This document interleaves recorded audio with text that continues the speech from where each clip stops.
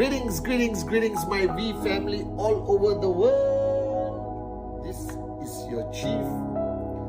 I just landed today from Bangkok after spending a day and a half with Guna JR and Dato Sri Vijay Ishwaran, our grand upline. And when I landed today, I got some sad news. That a teacher of mine, when I was studying in St. Anthony, the school in Teluk Intan, passed away today at the age of 82. His name is Cyril Teo. His full name is John Cyril Teo. He taught me English, and I mentioned his name in my book, Even a Moron with a Dream. If you have not read the book, you can find it somewhere or photocopy it illegally. I'm cool. Alright? And I mentioned my mom, my dad, Dato Sri Vijay in my book. But I specifically mentioned this teacher, Cyril Teo. Alright? Because as I was growing up as a young boy in my hometown and going to school, there's one teacher that impacted me so greatly that I believe he laid the foundation for who I have become today and the way I live my life ever since I was a young man. And as much as it saddens me that he's no longer with us, I am also grateful that God gave him 82 years to live his life. And I know him, and he lived his life to the fullest. And today, as I was about to start recording this Wednesday message, I want to share how he impacted my life. This is not a tribute to him, okay? My greatest tribute to him is who I became. You may not know him. He doesn't exist online. He was just a government school teacher, just like my mother, just like my father, right? In a time where there was no internet, there was no, social media, a time where a teacher had the ability and the intention to create good men and women from the students they have, which I believe today, I hope there are still teachers like that, but there are not many teachers like that. These are teachers who looked at you not only as their student, but almost like their child. They were there for you beyond school hours. Alright, you could go to them, even if you're angry at your parents, you could go to their house and ring their doorbell and say, "Teacher, I need to talk." Even when you're hungry, you could go to their house and they would feed you in a small town. And Cyril Teo was a unique teacher. He was somebody who didn't believe in the system. He believed that the system of education was not good enough to create men and women who could reach their true potential. So he conducted his classes very differently. He challenged the status quo. He got us to think beyond books. He taught us to think about life. He was the first one who I would ever hear the word ego or arrogance from. And I was a young kid. Alright? He would walk into class and tell us to close our books, put it back in our bags. And he would talk and ask us questions and ask our opinions about school. And I remember one day he came into class and asked us, "Do you all like sitting in this classroom or should we go outside?" Alright? And you're not allowed to go outside while class is going on. But he didn't care. He challenged the schooling system every single day of his existence. And there were two moments that I remember today, because I was going back in my memory today and remembering how he impacted me. And there were two moments that impacted me tremendously. And I want to share these two moments with you. And I hope that you apply it in your building of your network. I hope you apply it in the way you look at life, the way you deal with people, the way you continue your journey on social enterprise to this ultimate journey of max out or being the best version of yourself. Alright? One day he came to class and he said, let's go to the auditorium. So in our school we had an auditorium where you sit like that, right? And he took us to the auditorium and he took out a video cassette. I know some of you are asking, what's a video cassette? It's a video cassette, and he put it into the video player. And he made us sit down there, miss the next class. A different teacher, he didn't care. He was a rebel. He was truly a warrior. And he made us lock the door so that nobody can come in and chase us to the next class. And we said, sir, are we not going to get in trouble? He said, relax. I will get in trouble. You will not get in trouble. You are just students. So he made us sit down and he played this movie for me, which I hope all of you can find it somewhere on YouTube or Netflix and watch it with your core leadership. He played a movie called Dead Poets Society.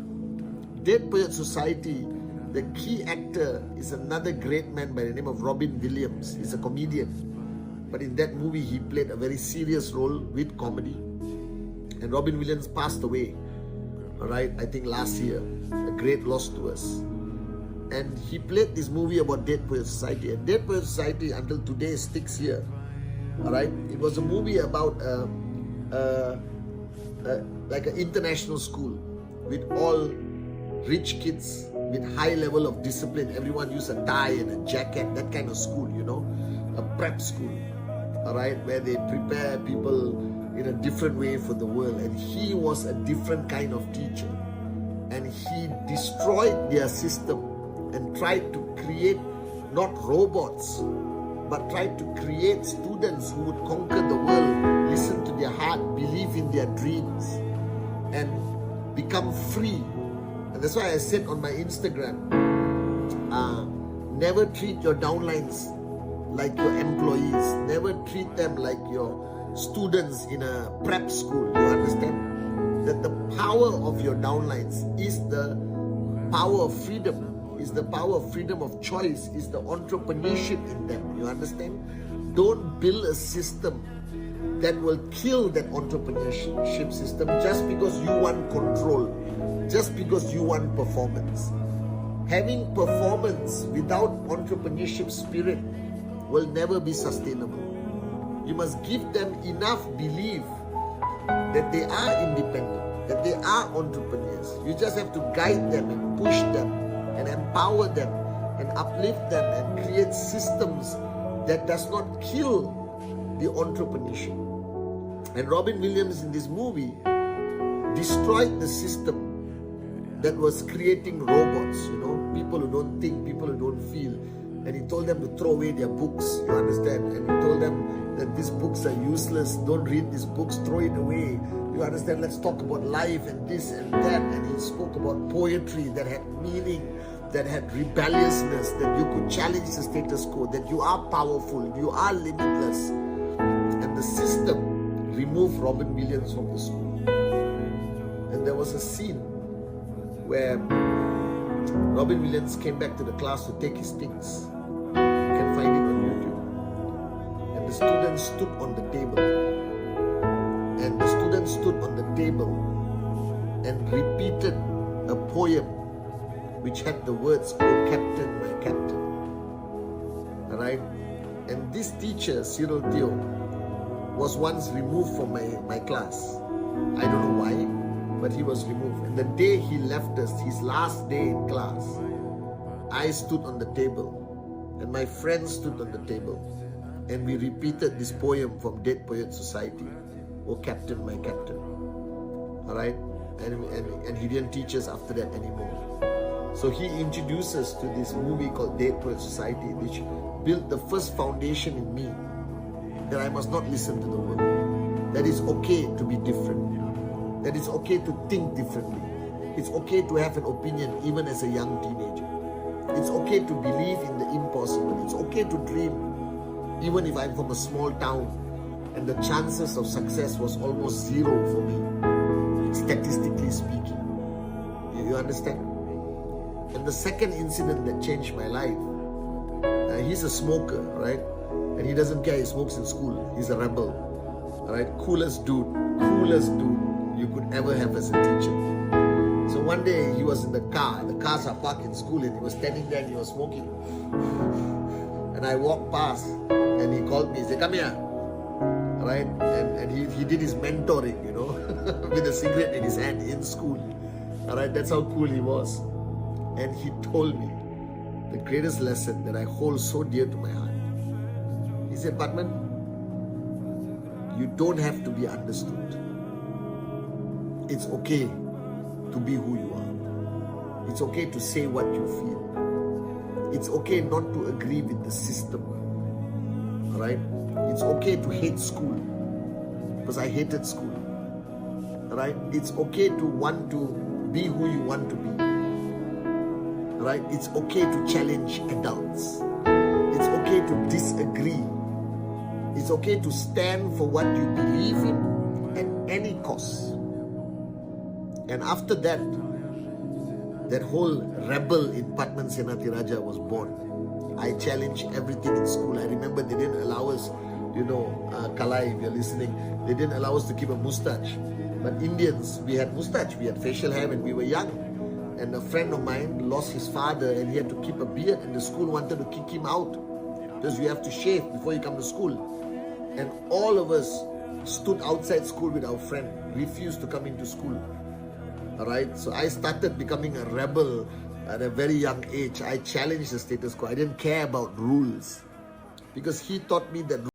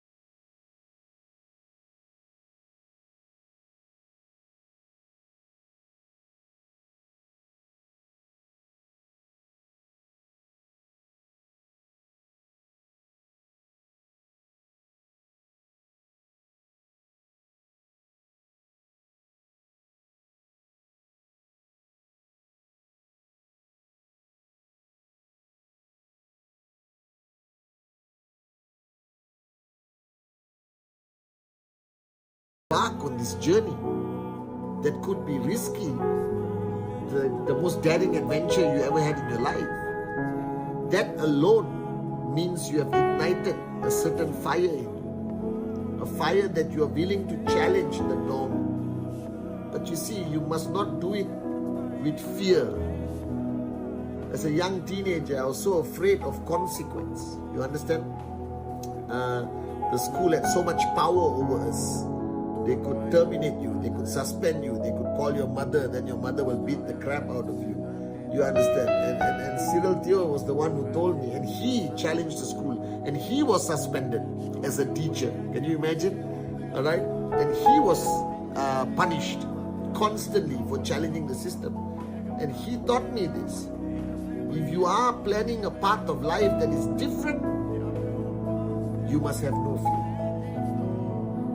Regardless what you achieve, right? Or how fast you max out, or how much money you make, or how big you build this business, it does not matter ultimately.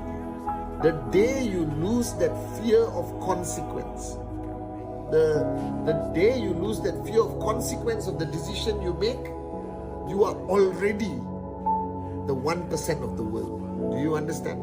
And then you just put in the work and continue with that warriorship, continue with that mindset of freedom, continue with that mindset that I don't care, I love it, that this is my life, my choices, that no rules, no status quo, no school system, no government will define who I am, that I will define who I am. You understand? And as long as I follow His rules, my Creator, that's good enough. And today, as I remember Cyril Theo igniting that fire in me, the only difference between me and many people I know is I say what I want, I live how I want. I know there are consequences to everything, but I don't fear those consequences. I take risk. I know what the risk will include, consequence, but I don't fear it. Because this is life. You have one. It belongs to you. Nobody else. Don't take the most precious thing you have, your life, and allow others to control it. Are you guys with me? And this is the lessons I've learned from John Cyril Theo. So today was a lot of memories. I pray for his family, who have lost a great man, a great father, a great husband. I know his wife is also a teacher. I'm going for the funeral tomorrow or today, right? I hope I will continue to be part of his legacy. Do you understand? And I hope I continue to do a good job as one of the morons who was a student of John Cyril Theo. So part of my continuity of legacy will be a tribute to this great man. So that's why I wanted to record this Wednesday message this way. And I hope you get the message. Your life, one life. Live it on your terms. You understand? Have no fear. Right? Rules are rules. Follow the good ones, ignore the stupid ones. Don't allow anyone ultimately to decide who you become or what you achieve. That's up to you, and only up to you. You have that power. Use it. I love you guys. Captain, my captain. Who knows where that comes from? A poem by Walt Whitman about Mr. Abraham Lincoln. From this class, you can either call me Mr. Keating, or slightly more daring, Captain, my captain. Sir? Say something. Oh, Captain, my captain. Gentlemen.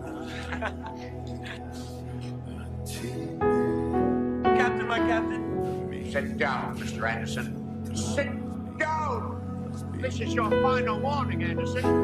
Oh, Captain, my captain. Sit down! Hold down! I want you seated! Sit